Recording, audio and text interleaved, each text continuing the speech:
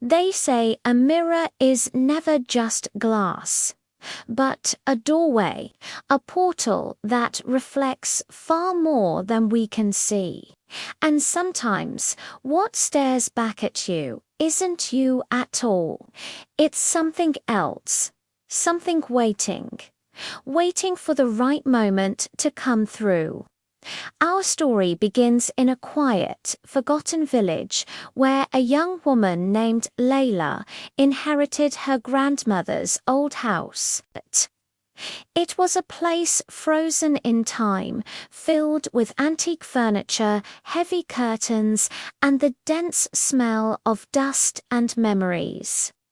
But one object stood out from all the rest: a massive, ornate mirror standing in the corner of her new bedroom. The frame was black iron, cold to the touch, engraved with strange, unfamiliar symbols that seemed to writhe if you stared too long. Her grandmother had always kept it covered with a thick, crimson cloth. Layla never understood why, but some questions are better left unanswered. Of course, curiosity is a powerful thing. One evening, as a gentle rain whispered against the window panes, Layla decided she had to know. She reached out, her fingers trembling slightly, and pulled the red cloth away. For a moment, she saw only her own reflection staring back, a familiar face in an unfamiliar room. But then she froze. She could have sworn her reflection smiled a second too late. She tried to shake it off, telling herself it was just a trick of the light, a figment of her imagination. But that night, sleep wouldn't come. Every time she closed her eyes, she could almost hear a whisper, faint, broken words, like someone talking from a great distance, from somewhere just behind the glass. As days turned into nights, the whispers grew louder, clearer. They no longer sounded like gibberish. They sounded like pleading. A soft, trembling voice calling her name, Layla. It would sigh, a sound like wind through dead leaves. Sometimes, in the periphery of her vision, Layla would catch her reflection moving when she herself was perfectly still. A flicker of a smile she didn't make. A subtle tilt of the head she didn't perform. Eyes that followed her with a chilling intensity, even as she walked away. One evening, after a hot shower, she found the bathroom mirror fogged with steam. On a whim, almost testing her own sanity, she wrote on the glass with her finger, "Not alone." She watched the letters for a moment, then wiped the fog away. Her heart stopped. There were new words on the glass, written in thick black lines that seemed to stain the surface itself. "Let me out." A cold dread washed over her. The letters looked as if they were burned into the glass. She backed away slowly, her breath catching in her throat.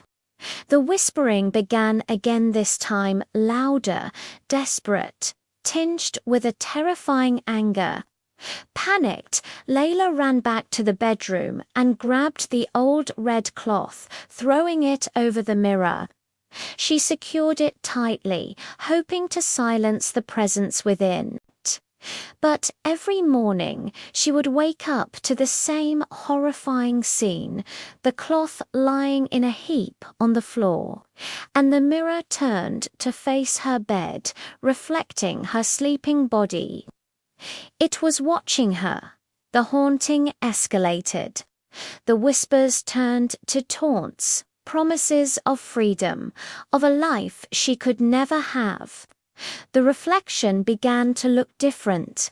Its eyes were darker, its smile sharper, more predatory.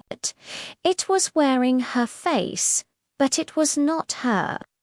One stormy night, the whispers stopped. In their place, a new sound emerged, a sharp, rhythmic knocking. It wasn't coming from the door or the window, it was coming from inside the mirror. Tap, tap, tap.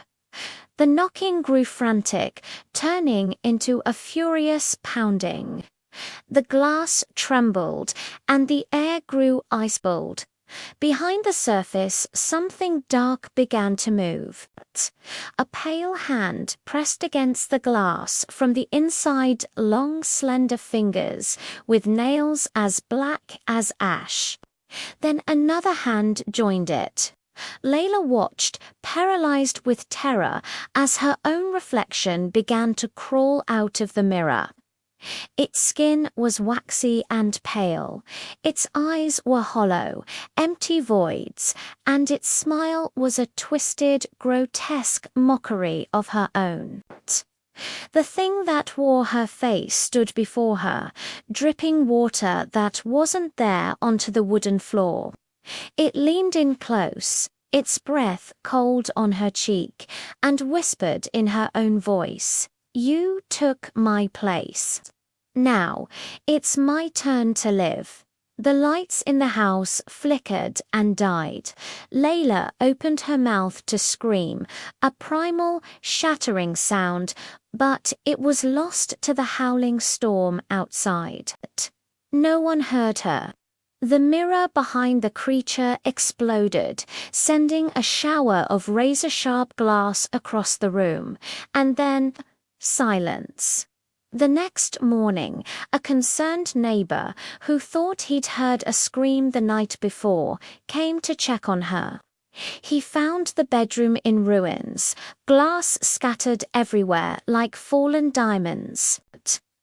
The iron frame of the mirror stood against the wall, cracked but strangely clean. Layla was gone, but as the neighbor stared into the fractured surface, he saw her. Her reflection was still there, trapped inside the glass.